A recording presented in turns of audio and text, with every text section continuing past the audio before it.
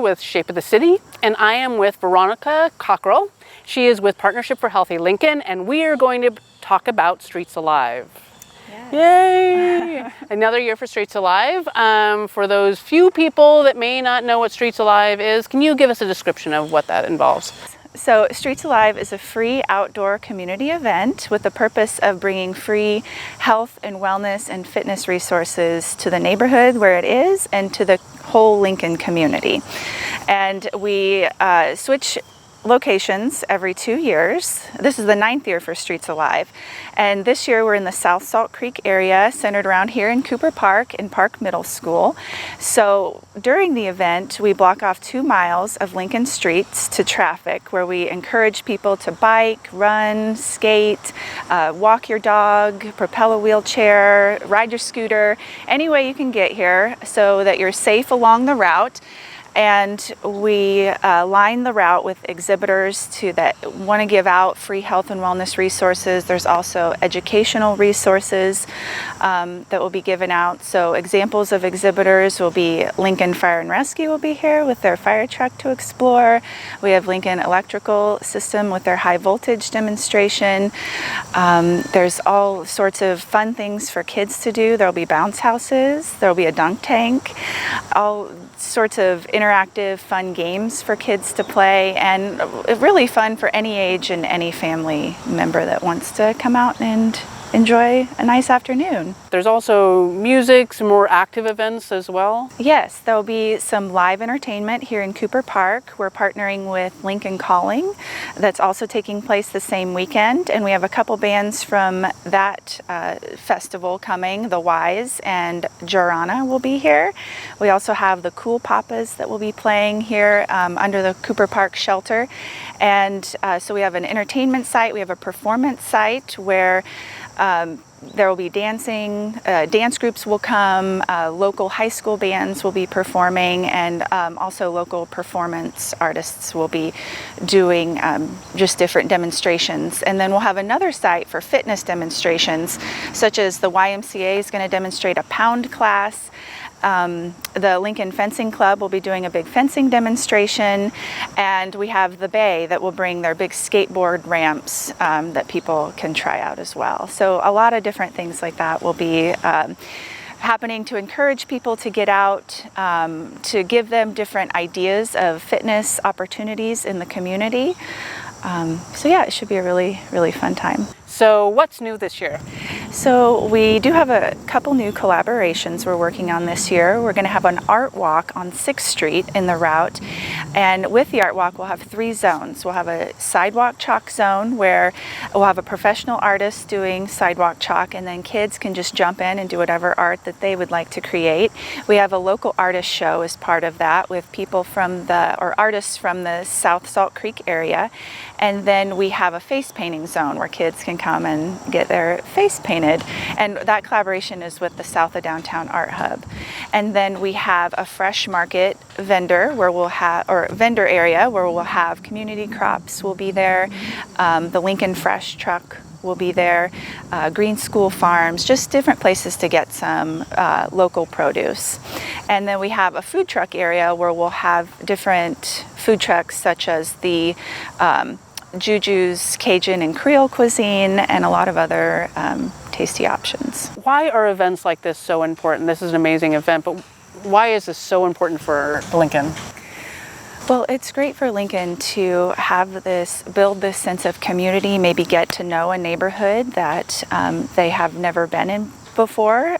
Cooper Park is the oldest park in Lincoln, so have people have a chance to explore the neighborhood, explore Cooper Park, and just get together and have a really rich, fun, interactive time together. When is this amazing event happening? How do people get here? What other advice do you have for them? So the event is taking place Sunday, September 22nd from 1 to 4:30 p.m. and people can come any way that they can get here, by bike, walking, skateboard, stroller. And if you would like to drive, we have 2 city parking lots reserved for the event on H Street between 8th and 9th Street, and then another between 9th and 10th Street. And you can park on any of the side streets along the route. And to see the route, you can go to our website, healthylincoln.org/streetsalive. It'll have all the information that you need about the route, about the exhibitors, the entertainment, what time performances are taking place.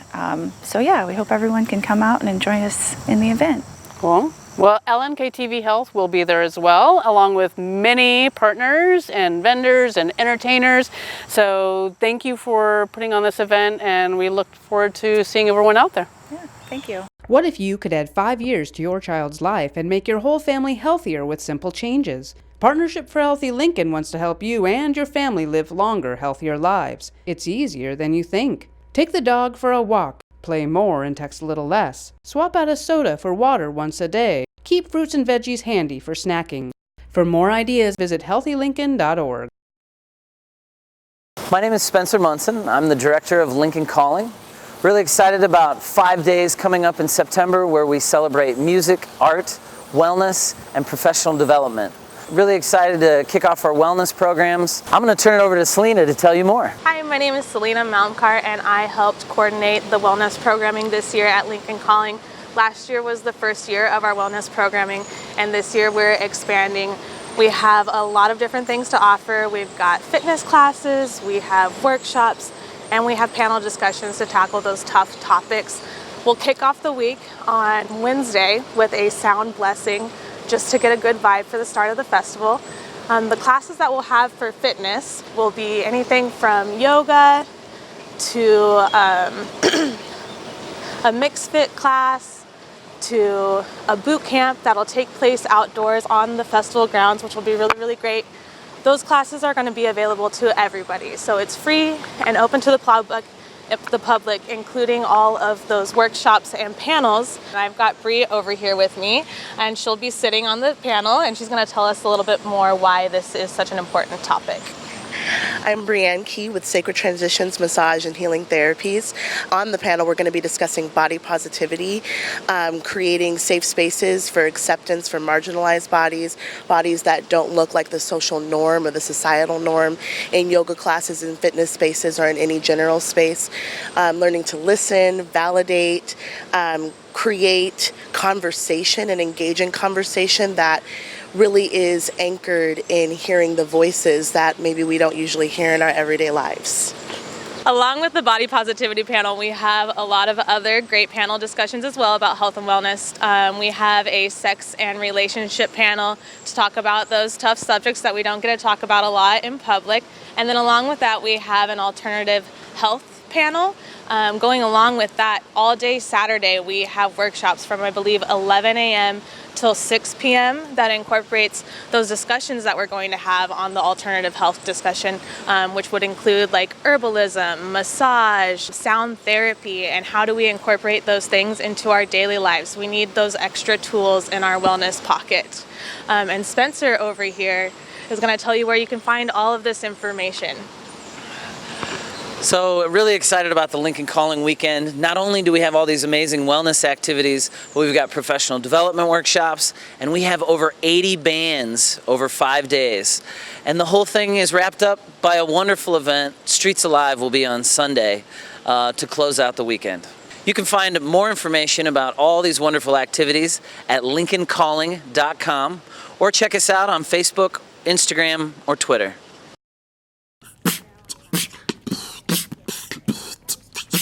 Stop. One step back. Use the beat before you cross the street. Left, right, left. Use the beat before you cross the street. Left, right, left. Left, right, left. Left, right, left. Left, right, left. Left, right, left. Left, right, left. I am here with Nicole Engelbart. She is part of WIC through Lincoln Lancaster County Health Department. We are just outside of the health department in beautiful Woods Park on a beautiful day, and we're going to be talking about National Childhood Obesity Month here in September. Hi, Nicole. Hello. Thank you for having me. Yeah. So obesity has been an issue. It's a major public health issue. Yes. Talk about why is that? So obesity is a major public health concern in the U.S. right now. That there are 1 in 5 children, so nearly 20% of children that are categorized as obese. What that means is that their BMI or body mass index is greater than the 95th percentile, or if it's a child under the age of 2, their weight for length measurement is greater than the 95th percentile. So having excess weight for extended periods of time can lead to a multitude of health issues. So for children, we're seeing things like sleep apnea, increased rates of asthma, precursors for type 2 diabetes, even high blood pressure and some high cholesterol as well. Obesity can also, lead to bullying in schools, which is tough for kids to deal with. So it's a big problem. What are some things that families or the community can do to help with this major issue? Things that families can do to help kind of combat the obesity issue is trying to get more active. So here at Woods Park, there's walking trails, there's a playground, trying to get children, even at a very young age, active. Really ages like the preschool age, 3 to 5, they're wanting about 3 hours of activity during the day. And that's, basic activities, moderate and intense physical activity. And then as children get older, we want to try and get about 60 minutes of physical activity a day. Other things that we can do, trying to offer more fruits and vegetables. So maybe at meal times or snack times, making sure that fruits and vegetables are being offered, trying to figure out fun ways to incorporate those into the diet. When offering beverages to children, wanting to make sure that we're offering low or no calorie beverages. So I know a lot of kids maybe aren't super fond of water, but trying to add things like cucumber or watermelon, mint, things to the water to help give it a little bit more flavor is always something that children usually enjoy. And then another thing is to try and be that role model for families. So making sure that, if you're encouraging your children to eat fruits and vegetables, making sure that you're modeling that behavior as well. And then with physical activity, maybe trying to do a family walk or a family bike ride, going to a park, trying to get active as a family to encourage all members to be active, be healthy. So September is also Family Meal Month. Yes. So it's a big month. It is a big month. September is a big month. So what advice do you have for families to try to eat as a family? Sure. So even starting off at like 3 meals per week has been shown to have a more kind of a cohesive unit to your family. You feel more connected. Emotionally, kids feel more bonded to their siblings. So some things we can try doing is 3 times a week, trying to sit down for dinner or breakfast on the weekends if dinners are hard with busy families, and having a conversation. So it doesn't have to be about the foods that you're eating, a conversation about the day and what it is that you guys did. That conversation at meal times can really help develop vocabulary of children ages 1 to 5. So it's a really important time to learn that vocabulary, learn table manners, modeling what siblings are doing, what parents are doing. If everybody's consuming the same kinds of foods, it encourages those young kiddos to do the same. That's amazing. What other advice would you have for families to get more healthy foods on their table? So really trying to keep things very simple. So the My Plate is a great tool to use. Really, it's making half of your plate fruits and vegetables. The other half is a protein source, whether it's meat or a vegetarian protein source, and then a grains option, and then trying to incorporate some dairy into that as well. So it's a very simple pattern that you can use as a family. Just half your plate fruits and veggies is always a great way to start. WIC does so many great things in the community. Can you share some of the ways that you guys are helping with nutrition in other ways? Absolutely. So if families who qualify for the WIC program, they get to meet with a registered dietitian anywhere from every month to every 3 months. So any questions that families have, any struggles that they've been having with maybe a picky eater, we can help kind of combat some of those issues. We've got a lot of good tips and tricks, recipes, healthy recipes that are kid tested that we can provide to families just to help try something new. Some of the other things that we are doing, we've got a great WIC Facebook page. With that, we're promoting anything from breastfeeding, nutrition, physical activity, and even like community events that are going on. So families can get involved, get active, and learn some healthy tips along the way. Well, thank you again for all the amazing work you guys are doing with your program and with the health department. And again, check out their Facebook page. It's amazing. And good luck with everything. Thank you.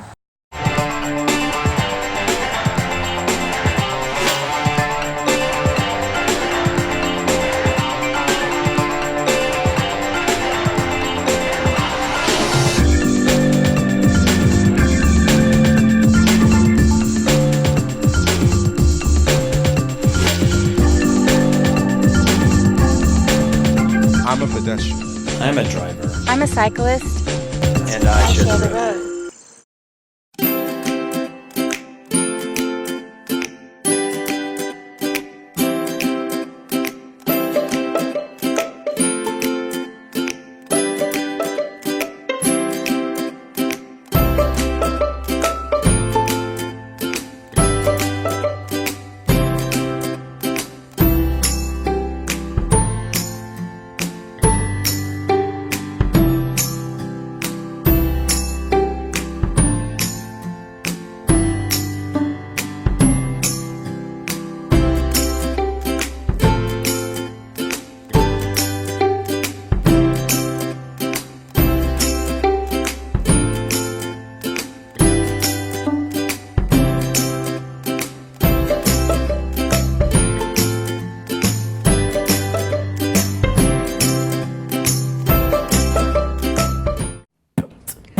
Kids, get off your phone. You need to pay attention to the road. Or else, there might be tar, or wet cement, or a car. Please, get off your phone, or you might end up with a broken bone. Your phone may seem like it's all that, but staying alive is where it's at.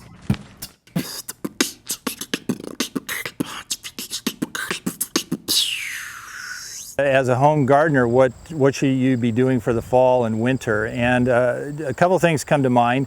Well, three really. One is there is still time if you want to plant some fall crops, some short season crops. You can plant things like radishes, baby leaf lettuce, spinach. All of these things don't necessarily freeze at the first frost. In fact, some of them thrive on a light frost, and so we still maybe have several weeks left in the fall for some of that to get going. So if you have any vegetables, look on the seed packets and it'll say how many days to harvest. Look for something that's 30 to 40 days out, and go ahead and enjoy that.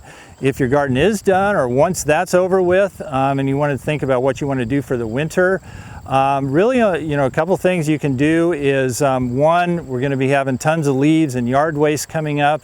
No reason to haul that off, and in fact, you can consider it, a way of making your own compost. So it's actually, instead of costing you to ship it off, it's actually free nutrients that you can recycle back into your soil. So compost pile is really super easy. I mean, people can get technical with it, but it's really just a matter of dumping all of your yard waste, kitchen scraps, plain brown paper and cardboard, anything like that can be put into just a pile. And by spring, once you dig under that pile, you're going to see some nice rich black humus material that you can then reapply to your beds in the spring. It may take a little bit longer than that. Wintertime, the temperature's obviously low. So it may be that it needs to go a few more months than that, but definitely if you get into that, then it's a year-round thing that you're just constantly adding to that pile, not having to worry about carting away all that yard waste. If you have time and desire, you can sort of speed up that decomposition process just by turning that pile.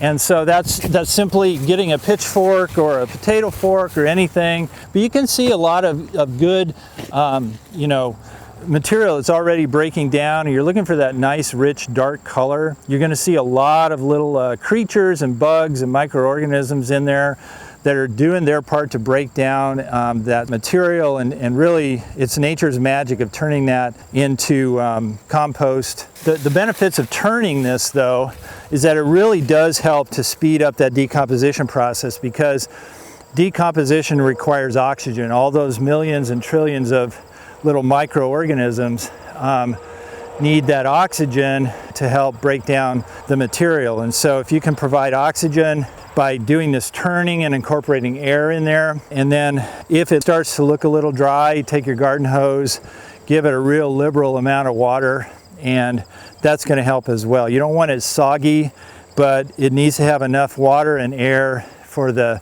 microorganisms to do their job. And it's going to have a nice earthy smell to it. You don't want it to be smelling acrid or, rotten. That indicates that you don't have enough oxygen in there. You're just looking for just a nice uniform dark material that doesn't have, it's very homogeneous, doesn't have any large pieces in it. And if there are still some large pieces, there's always going to be plant stalks or sticks that haven't broken down. Just, you know, take those out, pick those out. And it's really something fun too to get kids involved in, because then they can see that it's been decomposing and breaking down into those nutrient components, and it's a great hands-on educational activity.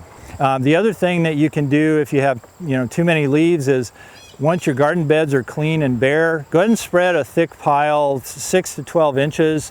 You know, don't be afraid to put too much on, but just a real thick pile of leaves. What that's going to do is a couple things. It's going to hold the moisture in the soil over the winter so it doesn't desiccate in the dry winter air. And then the second thing it's going to do is it's going to actually, that underneath, it's going to actually maybe start breaking down in sort of a mini compost type of way. And so once you remove those leaves in the spring, there'll be a nice layer of some of that you can just work right into the bed. So that would be the things that come to mind for fall gardening ideas. Shape of the City is dedicated to keeping Lincoln informed of health and wellness programs and events. Visit our calendar at lincoln.ne.gov, keyword Wellness Calendar. If you'd like to see your program or event covered, email us at LNKTV Health at lincoln.ne.gov.